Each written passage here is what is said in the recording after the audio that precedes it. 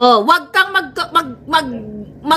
magkalat ng fake news, lalo na mangmang ka pagdating sa medical na usapin. Wala kang alam. Siguro, finid ka lang, sabihin mo na lang, may adverse effect, ganun, parang sinuntok ni Pacquiao. Yung ganong itsura, ganong appearance ng nanay mong smuggler, kidnapper, kung totoong may allergic reaction yun, baka tumumba yun doon. Eh di ang tuwa ko lang. Diba? Ang saya-saya ko lang. Ang tumumba yung nanay mo, smuggler, kidnapper, kawatan, tsoktsakera, may pa-crush pa kay John Vic. John Vic, patulan mo ba ang ngiti niya? Na Koreanot? Ay, ewan ko sa'yo. Sayang naman yung pulidong-pulidong, pulidong-pulidong retokadong kepay. Kung matino kayong mga walang hiya kayo, kung totoo na sinasabi ninyo, hindi ba dapat pinahingan niyo yung nanay nyong sa hangol-hangol sa buto, gusto mag-yop-yop? Ay, nako. Gusto gid mag-yop-yop sa buto, hangol-hangol, tanay ipapahuway ninyo. Mga linti ka mo? Yung di ponggol, nanay mo dalok-dalok sa buto, daw gusto gid perme mag-yop-yop. Tignan mo.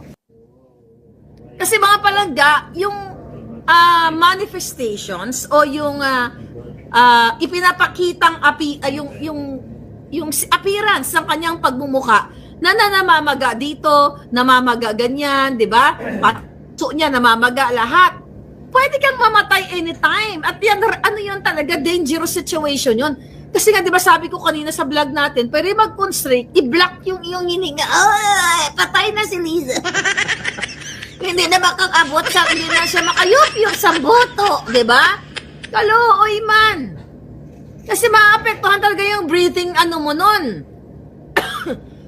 Yung paghinga mo. Oh, ano pinagsasabi mong severe reaction ka, jotahan?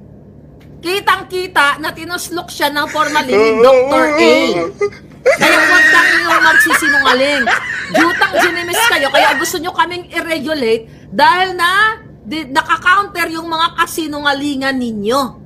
Mabilis po yan ang allergic reaction na yan. Alam nyo yan, baka maaari iba sa inyo dito nakaranas, di ba? Kaya ako, tinulsok kaagad ako ng ballpen. Di ba? Ng EpiPen.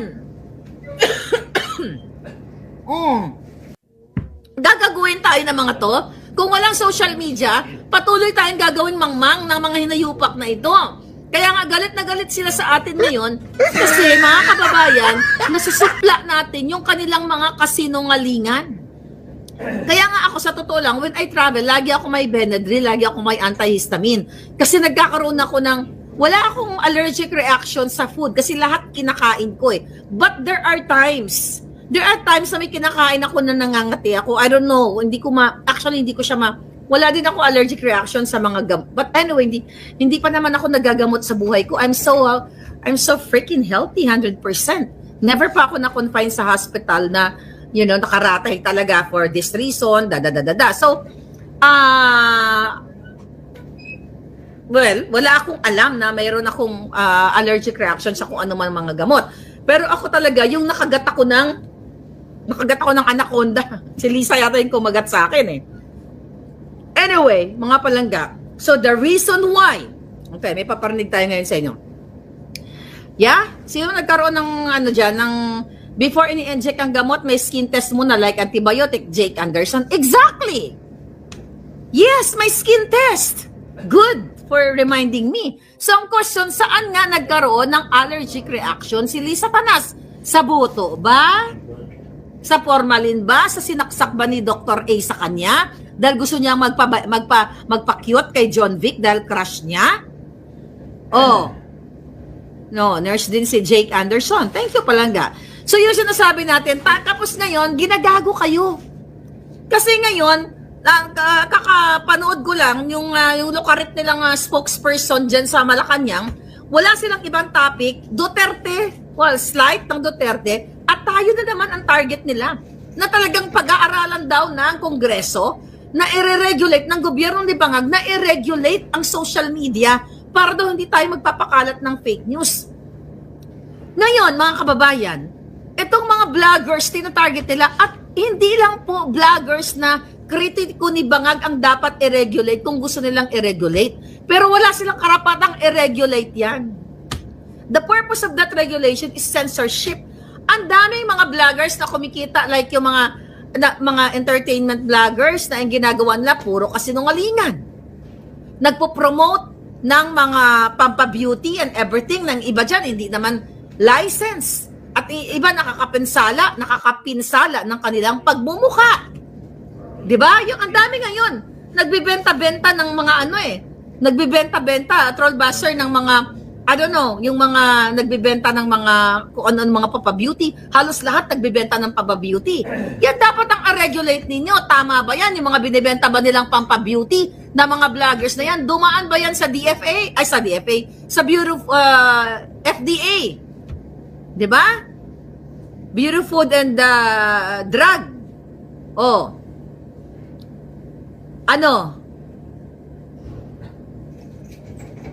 Kasi mga kababayan, gusto nilang i-regulate. Tignan natin, binalikan ko kasi ito.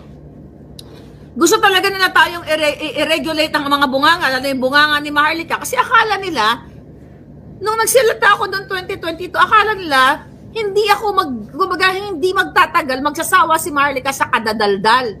At walang makikinig kay Maharlika, walang maniniwala and everything. Pero ngayon, ang dami na nagising na taong bayan sa mga expose ni Maharlika at ang dami mga sumunod, like 37 vloggers na yan, na Marcos anti-Bangag mga yan, na nakikita na nila ngayon na yung impact ng social media influencers at ninyo, like you, di ba?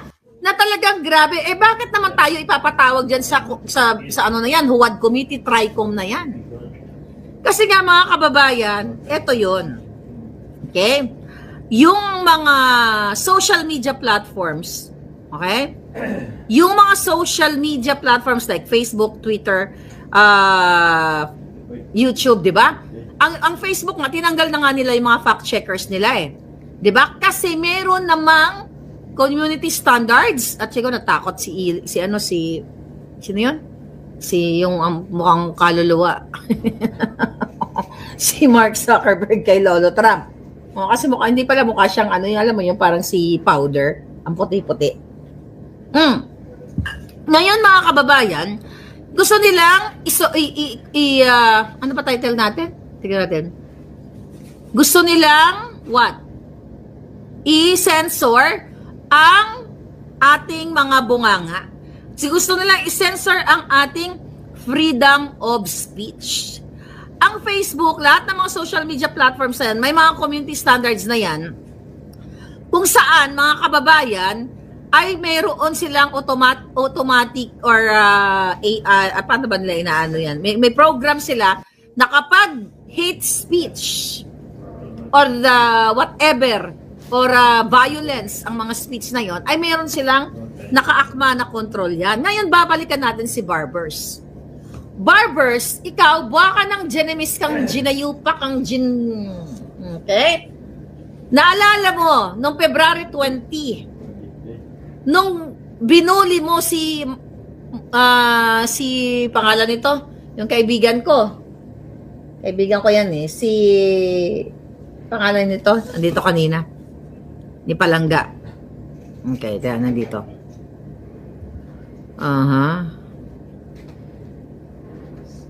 Dali lang, tignan ko, sinurse natin to. Si Mark Lopez, okay? Si Mark Lopez, okay, Barbers, tignan natin to, search natin. Kanina naka-ready, ba't nawawala pag pag sinisearch natin? Okay, noong February 19, nung nagkaroon ng hearing, diba, ano ang sabi? May post si Mark. Ang sabi ni Mark, Barbers is one of the most stupid congressman. Pinaka-Shonga Bells. Opinion niya yun eh. Pag sinabi kong gunggong ka. Yun ang pakiramdam ko, the way I listen to you, the way ka magsalta, gunggong ka o stupido ka. Ngayon ko kontrolin mo kung anong sabi ni Barbers kay Mark Anthony Lopez. Bakla ka pala eh. Derogatory yun. Yan ang pinagbabawal ng Facebook, ng YouTube na merong diin kasi inaatake mo ang gender ng isang tao. Tapos sabi pa ni Barbers, fuck yan. Ito pakinggan natin. O, sabi niya, itong eksakto niya, sinulat ko.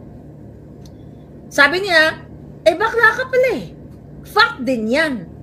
Sabi niya, I'm just stating the facts. Sana nga, pailan ni Mark to ng kaso si Barbers eh. O yung mga ibang mga vloggers ng Palangga. Paano naging fact na jokla si Mark? Dahil sinabi lang ni Mark Lopez, nagunggong ka, ay na stupido ka, Barbers, sabi mo bakla, tapos nilagay mo you're stating the facts. Saan? Anong patunay mo na pokla siya? Sinopsop niya ba ang boto mo? Di, sinungaling ka. Ito yung derogatory na tinatawag. Pero kay Lisa Tanas, wala nang epekto yung mga derogatory, yung mga mga torjak natin sa kanya. Dahil kitang-kita naman yung itsura ni Lisa Tanas, talagang yun ang sabi ko nga, nilagpasan pa si Satanas.